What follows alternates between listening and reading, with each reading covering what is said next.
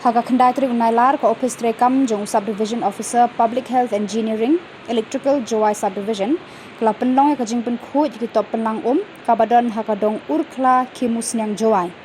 Kaseng khoi ka wa mentudu hapo ka jinglam khmat ubi charshela vice president kahun bet ki dekhar assistant general secretary baru DHPD rengkat ki dekhot ke executive committee kilalet ban Sakhi ya ka ni ka Jingpynkhuid. Hakani ka jaga Jingpynkhuid ya ka bawana mentudu Mupia batna ngot ladanlang uba Paul Sena executive engineer PHE electrical ubalaya thu ru ba ko office tre kamjong kumbalai sausian hakashisnam Jingpynkhuid yakani ka jaka penlang di shwaban penpoi di shaki yeng breu ba shaki dong babun jaka sor Jowai hauni usnam bajur palat ka jingther uslap ka ba ka PHE ka ring nawa mentudu ka khamjur ka jingwanra ka khando bana kata kadau ka khti ka dap kloi hakani ka top penlang di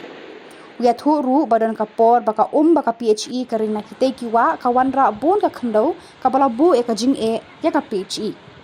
UDC ka was jante hills ula batha bade ban Jingpynkhuid ya ka ni ka jaka penlang di hadu saw sin chisnam.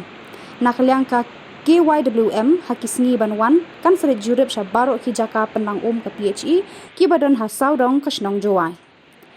Ka Kywm ka kerpat ru UCM ka JHADC bar UDC West Jante Hills District ban mana ekipat ba bandom penjaklia ya kawa mentudu ban penshitom ting ekitu ki ba penjabo ya ka katkum ki kendon an.